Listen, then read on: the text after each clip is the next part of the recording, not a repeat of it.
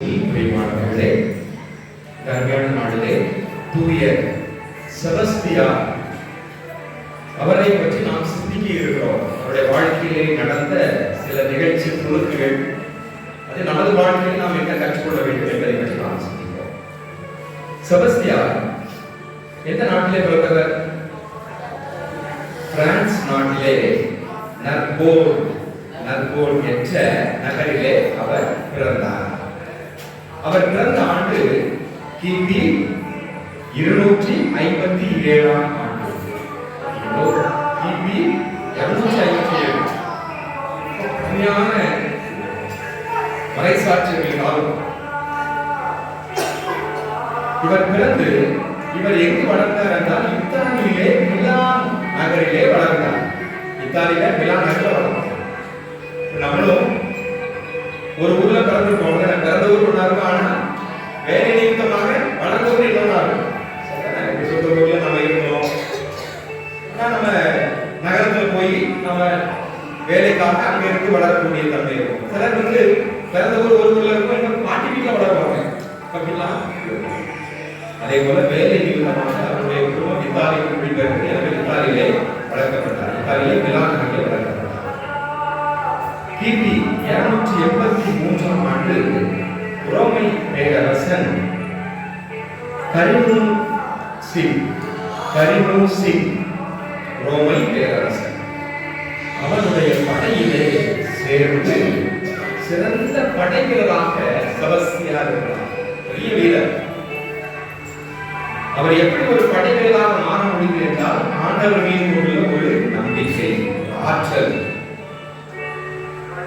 விடுதலை பயணம் 15ஆம் அதிகாரம் 2:3. விடுதலை பயணம் 15:2-3.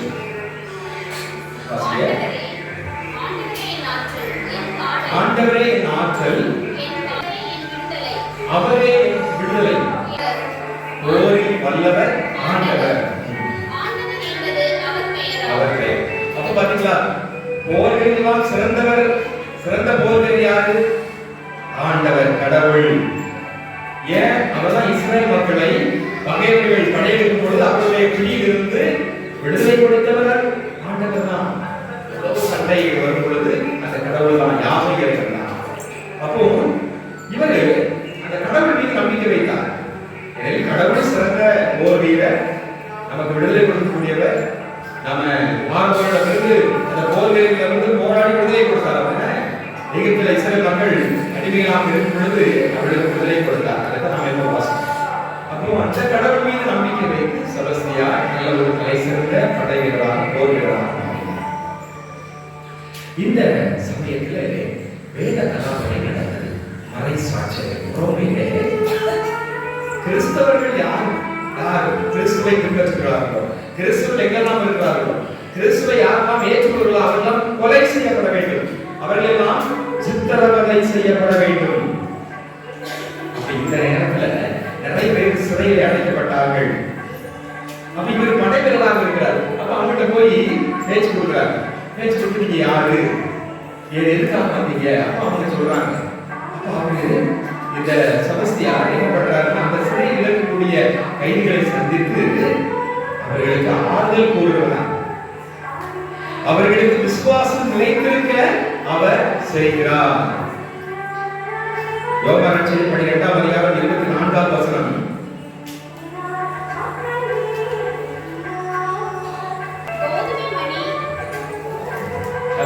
கோதுமை மணி மண்ணிலிருந்து மணியாவிட்டால் அப்படியே இருக்கும்.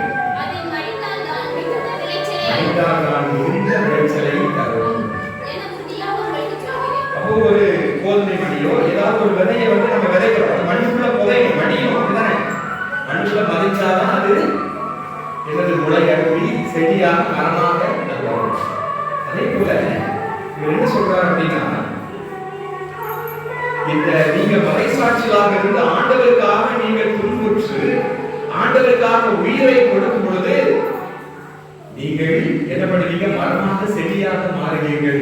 உங்கள் வாழ்க்கை விண்ணகத்துல ஒரு பெரிய மாட்சி கிடைக்கும் என்று அவர் அவர்களுக்கு ஆறுதல் கூறுகிறார். பிலிப்பியர் 1ஆம் அதிகாரம் 21ஆம் வசனம்.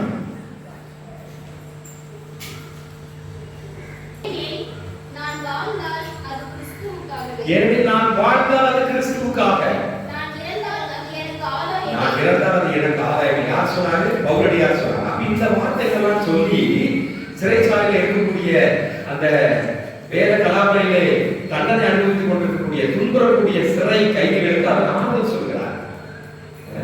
அதனால இறந்ததுனால நமக்கு ஒன்றும் பிரச்சனை இல்லை, அதுதான் ஆதாயம், அதான் நமக்கு வாழ்வு என்று. அதே போல கோதுமை மடித்தாதான் நீங்க பலன் கொடுக்க முடியும், அதனால சாவை பத்தி நீங்க கவலைப்படாதீங்க அப்படின்னு சொல்லி அவங்களுக்கு ஆதரக்கூடிய விசுவாசத்தை நிலைத்திருக்க செய்கிறார். இது இன்னைக்கு நம்ம ரட்சியத்தில் நம்ம வாசித்தோம். அந்த மத்திய ரட்சியத்தை 5ஆம் அதிகாரம் நம்ம அருமையாக வாசித்தோம்.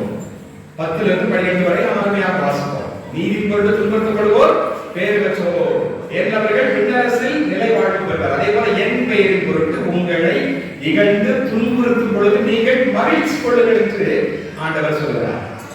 ஏனெனில் விண்ணகத்தில் உங்களுக்கு கைமாறு கிடைக்கும். இந்த வார்த்தைகளாக சொல்லி அவர் ஆறுதல் சொல்றார். லூக்கா நற்செய்தி 6ஆம் அதிகாரம் 22-23.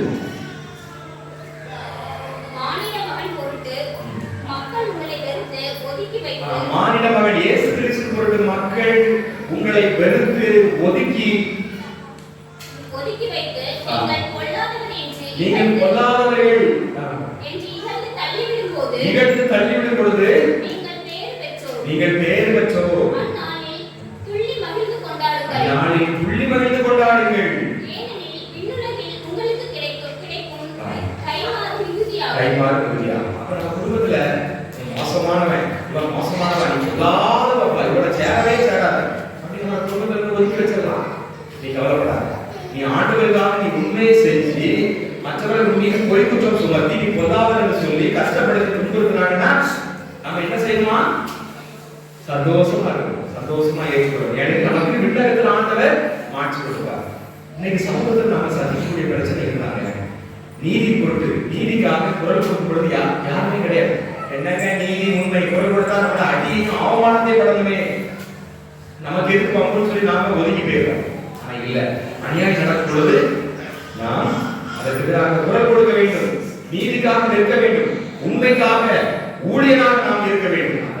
அதுக்காக நீ கஷ்டப்படுறியா, அடிபடுறியா, விதிப்படுறியா, ஆண்டவர் உனக்கு மகிழ்ச்சி தருவார், விண்ணகத்தில் உனக்கு சந்தோஷம் கிடைக்கும். அதைத்தான் செபஸ்தியார் செய்கிறார். அப்ப இந்த மாதிரி இறை வார்த்தைகளை கூறி ஜெயில சிறைச்சாலையில் இருந்த கைதிகளுக்கு ஆதரவு கொடுக்கிறார். கஷ்டப்படுறது நல்லதானோ, ஆண்டவருக்காக கஷ்டப்பட்டா மகிழ்ச்சி, பேருகள், நம்ம புனிதராக மாறுவோம், நாம விண்ணகத்துல ஒரு பெரிய பேருகள் கிடைக்கும் அப்படிங்கிற மாதிரி சொல்லி சொல்லி சொல்லி அவரை கிடப்படுத்துறார். திருத்துதர் பணிகள் 5ஆம் அதிகாரம், திருத்துதர் பணிகள் 5ஆம் அதிகாரம் 40-41.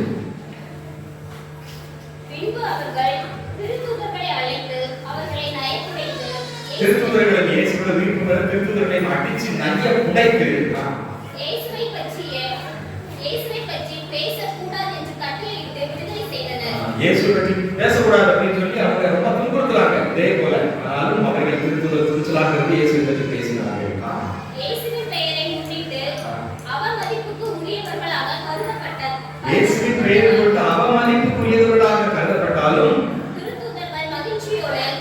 திருத்துதர்கள் மகிழ்ச்சியோடு போனார்கள். அப்போ சிறை கைதிகள் தான் சொல்றாரு, இதெல்லாம் இருந்திருக்காங்க அப்படின்னு சொல்லி செபஸ்தியார் சொல்லி அவர்களை விசுவாசத்தில் நிலைத்திருக்க செய்கின்றார். கிறிஸ்தவர்களுக்கு தொண்டு செய்வதே உயர்ந்த பதவி அப்படின்னு சொல்லி நினைக்கிறார். இப்ப இந்த செபஸ்தியாருக்கு பிடிச்சு போச்சு. இடைவேளைகள் ஃப்ரீயா இருக்கிற நேரங்கள்ல சிறைகளை சந்தித்து அவரோடு பேசுறது, அவர்களை விசுவாசத்தை உறுதிப்படுத்துறது. அப்போ சரி, கிறிஸ்துவர்களுக்கு நாம உதவி செய்வோம், பணிவிடை செய்வோம், இதுதான் உயர்ந்த பதவி நினைக்கிறார். ஆனா அவர் பெரிய படை வீரர். அவர் நினைச்சிருந்தா அதுல பெரிய பெரிய உயர்ந்த பதவிக்கு அவர் வந்திருக்கலாம். பெரிய உயர்ந்த படைவராக, அரசராக, சேவராக கூட படை தளபதியாக வந்திருக்கலாம். ஆனால் அவர் அதை விரும்பல. இந்த மாதிரி இவங்களை கஷ்டப்பட்டு வராங்க, சிறைச்சாலையில் அனுபவிக்கிறாங்க ஆண்டவருக்காக, இவங்களுக்கு நாம் உதவி செய்வோம், தொண்டு செய்வோம், இதுதான் உயர்ந்த பதவி என்று அவர் எண்ணினார். அதன் பிறகு சிறைச்சாலையிலே வேதனைப்பட்டவர்கள், வேத கலாமையிலே துக்கப்பட்டவர்கள், மார்க்குஸ், மார்சலியானுஸ், அவங்களையும் இந்த மாதிரி இறை வார்த்தையை சொல்லி விசுவாசத்திலே திடப்படுத்துகிறார். நீங்கள் மகிழ்ச்சியாக இருக்க பெயர் பெற்றவர்கள் ஆண்டவர் பின்னால உங்களுக்கு கைமாறு கிடைக்கும் என்று சொல்லுங்கள். இன்னொரு நாள் ஒரு சம்பவம். சோயே என்கின்ற ஒரு ஊமை பெண். அந்த பெண் செபஸ்தியாருடைய காலை பற்றி பிடிச்சார். பிடிச்சி அவளுக்கு பேச தெரியாது. பல மருத்துவரை நாடுகிறார். ஆனால் யாருமே அவளுடைய நோயை குணப்படுத்த முடியவில்லை. ஊமை. அவளால் பேச்சு இழந்த ஒரு பெண்மணி. அப்போ இந்த நேரத்தில் காலை பற்றி பிடித்த உடனே செபஸ்தியார் என்ன பண்றாரு, அந்த பெண்ணினுடைய வாயில சிலுவை அடையாளம் வரைஞ்சார். சிலுவை அடையாளம் வரைந்த உடனே அந்த பெண்மணி பேசுகின்றார். ஆண்டவரே, இறை அடியாரே அப்படின்னு சொல்லி பேசுகின்றார். 6 ஆண்டுகள் பேசாதிருந்தவள் பேச செய்தார் செபஸ்தியார். தான் முதல் பொறுமை. அந்த அரச மாளிகை சிறையில் இருக்கக்கூடிய எல்லா இடத்துக்கும் பரவுகிறது. புதுமை செய்தாரு, அற்புதம் செய்தாரு அப்படின்னு சொல்லி பரவ ஆரம்பிக்கிறது.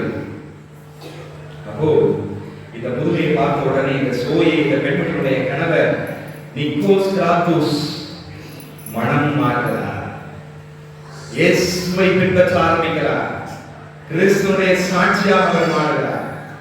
இதை பார்த்த மார்க்குஸ் மார்செலினியூஸ், அவங்க சித்திரவதை அனுபவிச்சுட்டு இருந்தாங்க அவங்க, அதே போல சிறை காவலன் புளோத்தியூஸ், அதோடு சேர்ந்த 16 பேர் மற்றும் சிறை அதிகாரி நிக்கோஸ் என்பவர்கள் எல்லோருமே ஏறக்குறைய ஒரு 40 பேர் போலிகார்ப் என்கின்ற குருவானவரால் ஞானஸ்நானம் பெறுகின்றார்கள். ஞானஸ்நானம் பெறுகிறார். செபஸ்தியாருடைய ஒரு சின்ன பணிதான், சின்ன செயல். அதை பார்த்து எவ்வளவு அதிசயம், புதுமை செய்தார். அடுத்து எவ்வளவு பேர் மனமாறுகிறார், கிறிஸ்துவை பின்பற்றுகிறார்கள், விசுவாசம் இருக்கிறார்கள். பார்த்தீங்களா? அடுத்து ரோமை பேரரசன் குரோமாசியூஸ், சிறை அதிகாரி நிக்கோஸ் கிராத்துஸ், அவருக்கு சூளை நோய் வருகிறது. ரோமை பேரரசன் குரோமாசியூஸ் காலத்திலே முதல்ல இருந்த பேரரசன் கரினோசிக்ஸின் அவன் மாறிட்டான்.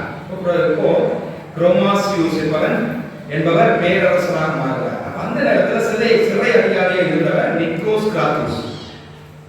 அவருக்கு சூளை நோய் அப்படிங்கிற ஒரு நோய். இது ஒரு தொற்று வியாதி மாதிரி, கொரோனா அப்படி இப்படி நிறைய பேர்கள் அதுல அந்த காலத்துல பரவ சூளை நோய். அப்போ இந்த சிறை அதிகாரி நிறைய மருத்துவரை வைத்து பார்க்கிறார், யாராலும் சுகப்படுத்த முடியவில்லை. அப்போ இந்த சூளை நோயிலிருந்து செபஸ்தியார் சுகம் கொடுக்கிறார். உடனடியாக இந்த சிறை அதிகாரி நிக்கோஸ் கிராத்துஸ் மனம் மாறுகிறார், கிறிஸ்தவராக மாறுகிறார், கிறிஸ்துவை பின்பற்ற ஆரம்பிக்கிறார். இதற்கு நன்றியாக, இந்த நோய் நீங்கியதற்கு, இந்த சூளை நோய் நீங்கியதற்கு நன்றியாக சிறையில் அடைக்கப்பட்ட கிறிஸ்தவர்களை விடுதலை செய்கிறார் இந்த சிறை அதிகாரி. பாருங்கள் எவ்வளவு காரியங்கள் நடந்து கொண்டிருக்கிறது. அதே போல அடிமையாக இருந்த ஏறக்குறைய 1400 புதிதாக கிறிஸ்தவத்துக்கு மாறிய கிறிஸ்தவர்களை விடுதலை செய்கின்றார். அரச ரோமை பேரரசர் குரோமாசியூஸ் அரச பதவியிலிருந்து இறங்குகிறான். அரச பதவியிலிருந்து இறங்குகிறான். இத்தனை பேர்களை 1400 கிறிஸ்தவர்களை விடுவித்ததோடு மட்டுமல்லாமல் தான் அரச பதவியிலிருந்து மாறி தான் கிறிஸ்தவராக மாறி இயேசுவை பின்பற்ற ஆரம்பிக்கின்றார் அந்த ரோமை பேரரசர். இப்படி கிறிஸ்தவம் பரவி கொண்டே இருக்கிறது. நிறைய பேர் மாறிக்கொண்டே இருக்கிறார்கள். வேத கலாபம் ஒரு நேரத்தில் நடந்து கொண்டு இருக்கிறது. கிபி 283ஆம் ஆண்டு தியோக்ளேசியான் என்கிற ரோமை பேரரசர் செபஸ்தியாரை மெய்காப்பாளராக உதவி செய்யும் உயர்வு பதவியை கொடுக்கின்றார். இந்த நேரத்திலே ரோமையில வேத கலாபனை அதிகமாகிறது. கிறிஸ்தவர்கள் நிறைய பேர் சிறைச்சாலையில் வந்து குவிகிறார்கள். அப்ப அரசனிடம் போராடி இந்த கிறிஸ்தவர்களை மீட்பதற்காக பரிந்து பேசுகின்றார். ஐயா விட்டுருங்க, என் போட்டிக்குள்ள பேரரசரும், ஏன்னா பேரரசருக்கு இவர் பிடிச்சிருந்த அந்த அதிகாரிய சூழல்களுக்கு பாதுகாக்கிறதுனால நல்லா பிடிச்சு போச்சு. அப்ப நிறைய பேரை விடுதலை செய்ய ஆரம்பிக்கிறார். ஓரளவிற்கு நன்றாக சென்று கொண்டிருக்கிறார். அப்ப கிறிஸ்தவர்களை தண்டனையிலிருந்து மீட்கின்ற பணியை செபஸ்தியார் செய்ய ஆரம்பித்தார். இந்த நேரத்திலே காயூஸ் என்ற ஒருவர் இருந்தார். போலிகார் என்ற குருவை அனுப்பி இந்த காயூசுக்கு திருமணம் கொடுக்க அவர் செய்கின்றார். அப்ப அந்த மெய்காப்பாளன் மூலமாக இவர் மெய்காப்பாளராக இருப்பதால் கிறிஸ்தவராக அந்த காயூஸ் என்பவரை மனமாற்றம் செய்து மாற்றுகின்றார். கிபி 286 வேத கலாபரை உச்சக்கட்டத்திற்கு மாறியது. அதிகமான கிறிஸ்தவர்கள், எங்கும் இரத்த களம், எங்கும் சிவப்பு நிறம், எங்கும் கூச்சல், சித்திரவதை. இந்த நேரத்திலே போப்பாண்டவர் சில கிறிஸ்தவர்களை அரண்மனையிலே காவலர் வீட்டிலே ஒளிந்து வைத்திருந்தார். போப்பாண்டவர் கூட அங்கு ஒளிந்து வைத்திருந்தார். செபஸ்தியார் நிறைய கிறிஸ்தவர்களுக்கு அடைக்கலம் கொடுக்கிறார். இந்த தப்பித்து வருகின்ற கிறிஸ்தவர்களுக்கு இவர் அடைக்கலம் கொடுக்கிறார். சோயே என்ற பெண் நெருப்பிலிட்டு எரிக்கப்படுகிறார். மார்க்குஸ் கல்லால் எறியப்பட்டு கொலை செய்யப்படுகிறார். இன்னும் நிறைய பேர் ஆழ் கடலிலே அமிழ்த்தி அழிக்கப்படுகிறார்கள். ஈட்டியால் எய்து நிறைய கிறிஸ்தவர்கள் கொலை செய்யப்படுகிறார்கள். இப்படி இந்த வேதகாலனுடைய உச்சகட்டம். இந்த நேரத்திலே அரசனுக்கு இப்பொழுதுதான் உண்மை தெரிய வந்தது. ஓ, இந்த செபஸ்தியார் மெய்காப்பாளனாக இருந்து கொண்டு இந்த கிறிஸ்தவர்களை காப்பாற்ற முயற்சி செய்கிறான், கிறிஸ்தவர்களை சார்பாக இருக்கிறான் என்று உண்மை தெரிந்தது. உடனே அரசன் வருகிறான். நன்றி கட்டவனே, உன்னை நான் எவ்வளவோ மெய்காப்பாளனா உயர்த்தி, ஆனால் நீ இந்த கிறிஸ்தவர்களுக்கு அடைக்கலம் கொடுக்கிறாய், அவர்களை காப்பாற்றுகிறாய். எனவே இப்பொழுது நீ முடிவு செய். கடவுளா அரசனா? உனக்கு அரச பதவியை கூட கொடுக்கிறேன். கடவுள் வேண்டுமா அரசர் வேண்டுமா? முடிவு செய்து கொள் என்று சொல்றார்.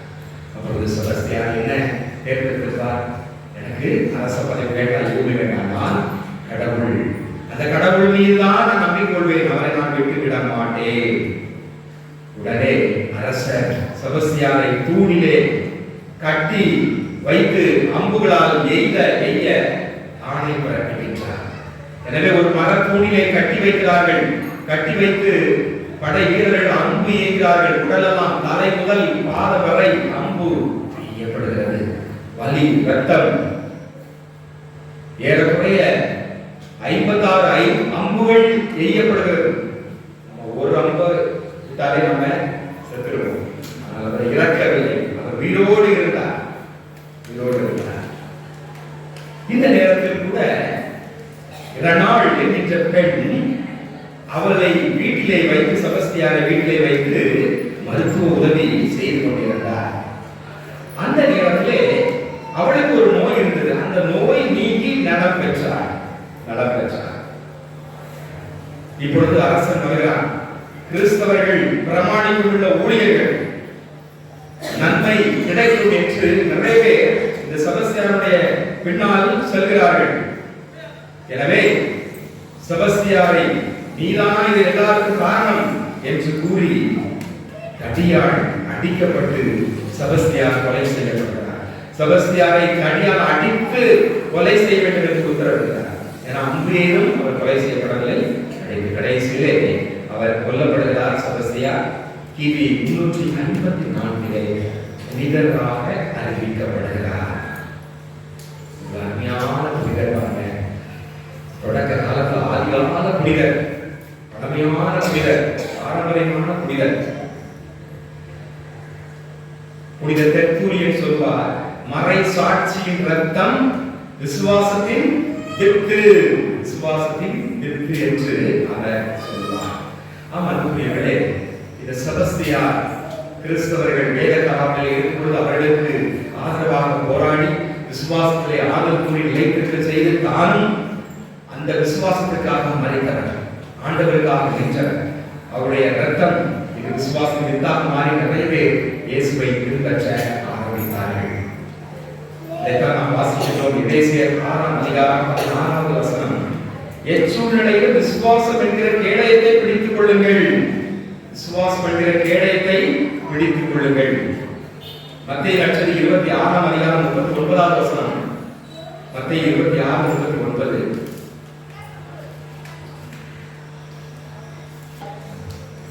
2 கொரிந்தியர் 6 2 கொரிந்தியர் 6ஆம் அதிகாரம் 2 கொரிந்தியர் 6 4-5. மாறாக அனைத்து சூழ்நிலைகளிலும் நாங்கள் கடவுளின் பணியாளர்கள் என்பதை எங்கள் நடத்தையால் காட்டுகிறோம். வேதனை, இடர், நெருக்கடி ஆகியவற்றை மிகுந்த மன உறுதியோடு தாங்கி வருகிறோம். நாங்கள் அடிக்கப்பட்டோம், சிறையில் அடைக்கப்பட்டோம், குழப்பங்களில் சிக்கினோம், பாடுபட்டு உழைத்தோம், கண் விழித்தல், பட்டினி கிடந்தோம். எவ்வளவு துன்பங்கள் பாருங்க, எவ்வளவு இதையெல்லாம் அவர்கள் ஒரு உரிமையோடு சந்தோஷமாக ஏற்றுக்கொண்டார்கள். 9-10 வாசிங்க. 9.